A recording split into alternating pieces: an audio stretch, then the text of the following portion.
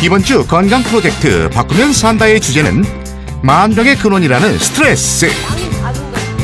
다양한 건강상의 위험을 불러올 수도 있는 스트레스. 과도한 스트레스에 노출되게 되면 불안감, 불면증, 심각한 우울증으로도 발전할 수 있습니다. 과연 어떻게 관리해야 하는 걸까요?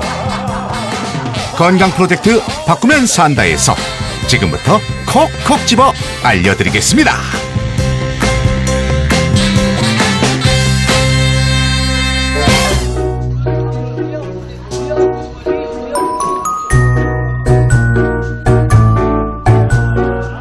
분주함으로 가득한 서울의 한 시장.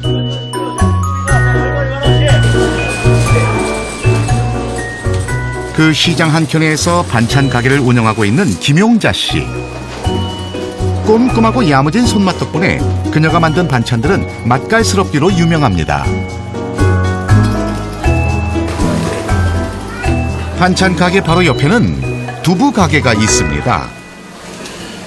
두부 가게의 주인은 바로 김용자 씨의 남편인데요.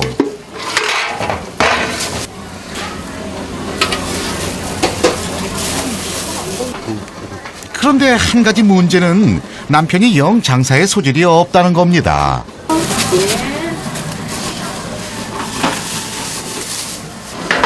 이렇게 많이 담아서 다음 남지도 않는 거 하지 말라니까 또 했어요. 자, 이거 하나. 진짜. 네. 두부를 만드는 게 아니고 콩만 갈아주니까. 아 그래도 그렇지. 저 인프리가 있고 가게세가 나가는 게 있고 모든 게 다 비싸진데 이거만 자꾸 하나에? 작게 놓으면 어떡하겠다는 거야. 크게 놓으면 작게 받으면서. 순두부 저런 거 1,000원이면 진짜 너무너무 많이 담아놓잖아. 돈이 안 돼요. 힘만 들지. 제 양반은 고집이 있어갖고 조금 덜 담아라 해도 괜히 많이 담잖아. 또 얘기하면 싸우면 되니까 말할 필요도 없지 뭐.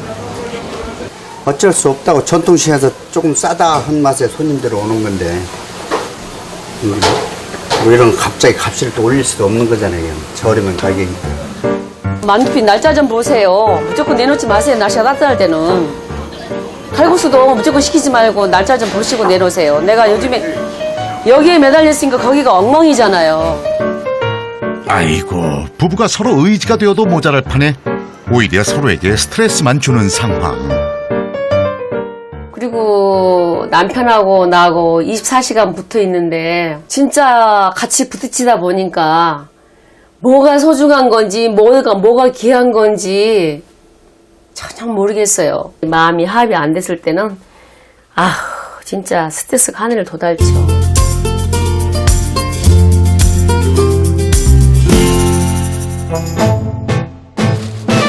오후 4시. 어서 오세요. 뭐 드릴까요? 고추나치하고? 네. 네. 빨리 가야 돼. 알았어. 눈코 뜰 새 없이 바쁜 김용자 씨와는 달리 남편은 안쪽에서 느긋하게 두부를 무슨 작품처럼 빚어내고 있는데요. 좀 봐요. 좀 나와 좀 봐요. 좀 나와. 뭐뭐 하나고 진짜. 무엇을 해야 될지 모르고. 아이, 어째 김용자 씨 없인 가게가 안 돌아갈 것 같습니다. 반찬하랴, 힘내하랴, 일하랴. 스트레스의 또 다른 원인은 직원인데요. 양파에 물 들어가면 안 되는데 순서가 있는데 약간 내가 이거 씻어가지고 이거 담게 통 하나 좀 마련해줘봐야지. 네, 아니 기다리는 게 아니라 나를 먼저 해주셔야지. 그게 급한 게 아니잖아요. 어떤 통이야? 서둔 직원 때문에 속이 탑니다. 여기 통이 어딨어? 여기 있잖아요. 여기. 아, 이거. 제가 말씀드렸잖아요. 이름은 순서가 있으니까 급한 건 먼저 하라고. 맛보세요. 하나 시키면 그거밖에 써가고 있고 그냥. 나 혼자 할 수 있는 일이 아니잖아요. 직원들하고 같이 해야 되잖아요. 직원하고 마음이 안 맞을 때는 정말 힘들더라고요. 정말. 어디 가서 그냥 뭐라고 말도 못하고. 가장 바쁜 저녁 시간이 지나고 손님들 발걸음도 잦아들었습니다. 어휴, 김용자 씨 그제야 한숨을 돌리는데요. 팔다 남은 반찬 몇 가지를 늘어놓고 가게 한기퉁이에서 혼자 늦은 저녁 식사를 합니다. 그런데 그 사이 또 손님이 왔습니다. 네, 어서 오세요. 예, 3,000원. 지리산. 몇 숟갈 뜨지도 못하고 부랴부랴 일어나는데요. 그런데 그 순간에도 남편은 한가롭게 신문을 보고 있습니다. 이거 이 잡채만 2개 3,000원이에요. 그 나머지는 다 5,000원이에요. 재고 앞에. 식사 하시다가도 이렇게 막. 안 하잖아요.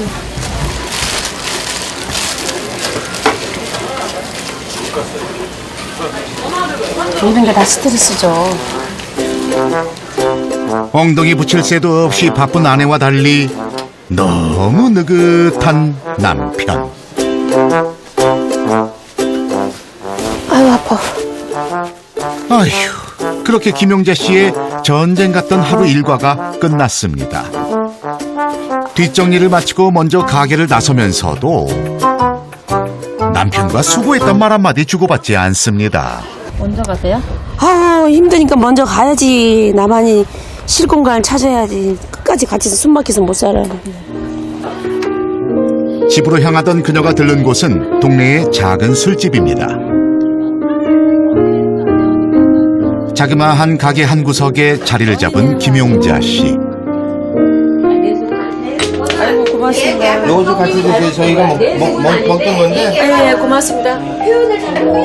수박한 안주에 맥주 한 모금 들이킵니다. 내가 유일한 아지트가 여기에요, 그냥.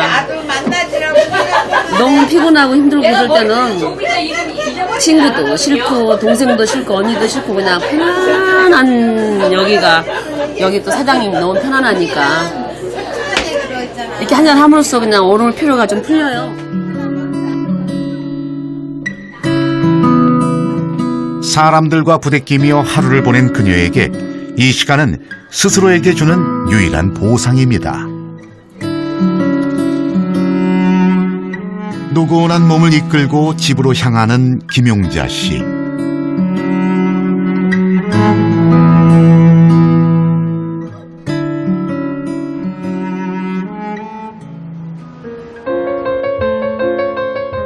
일터에서 지친 몸을 잠자리에 뉘입니다.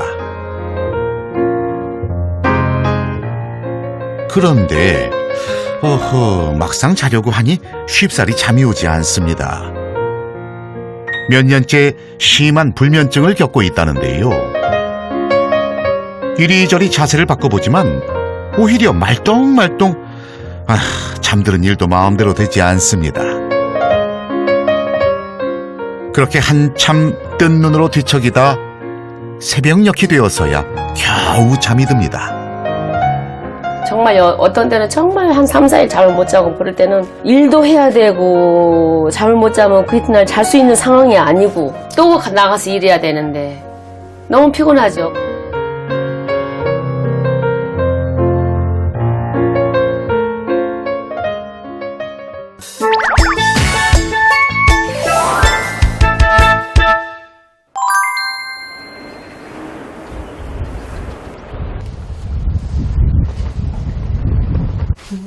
올해 47살인 고재경 씨.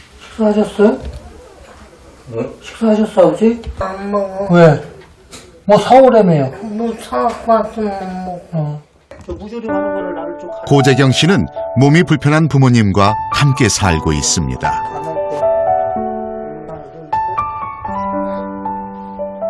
부모님은 누군가의 도움 없이는 일상생활이 쉽지 않으신데요.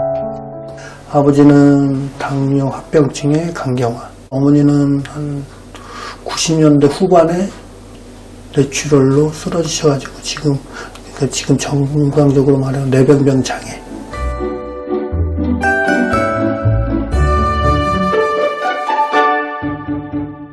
활동 보조인의 도움을 받고 있지만 까다로운 어머니의 성격 탓에 활동 보조인 구하기도 녹록지가 않네요. 아줌마가 센터 잡아서 얘기했나 보지.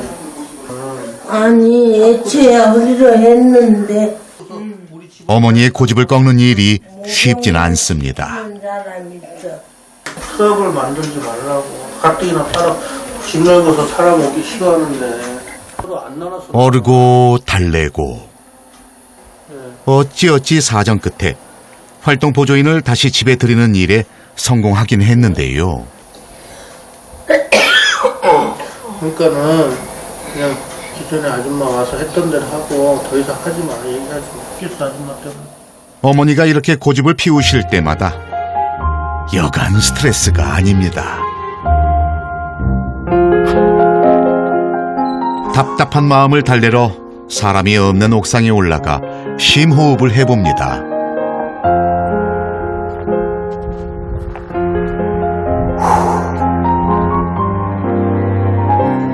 스트레스를 받을 때마다 몸에서 심상치 않은 증세들이 나타나곤 합니다. 머리가 갑자기 띵해지면서 이 신경세포가 하나가 끊어진다 그러더라고요. 그러면은 사물이 이렇게 멀쩡하게 서 있지가 않고 막 이렇게 흔들려요. 울렁울렁. 그러니까 제가 막 무슨 그 롤러코스터를 타는 것처럼 나는 똑바로 걷고 있는데 옆에서 볼 땐 옆으로 걷고 있는 거죠. 하지만 아픈 부모님을 돌보는 일을 게을리할 수는 없습니다.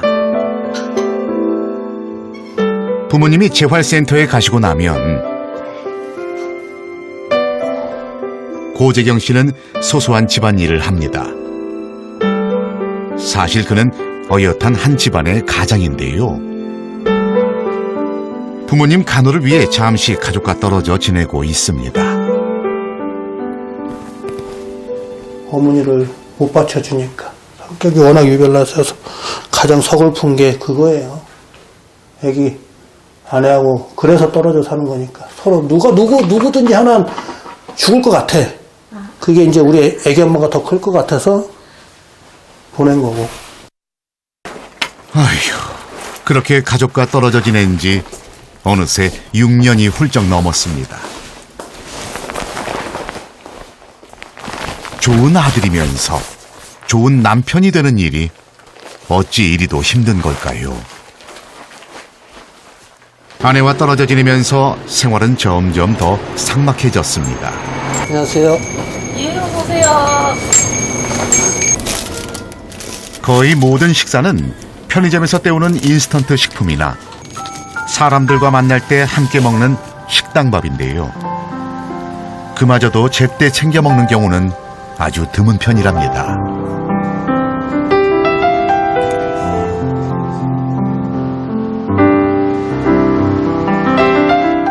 이제는 아내에게 미안해 전화하는 것도 망설여진다는 고재경 씨.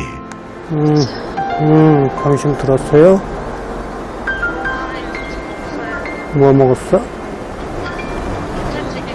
자, 시켜서. 자식과 남편, 아버지의 역할 사이에서 그는 고민 중입니다.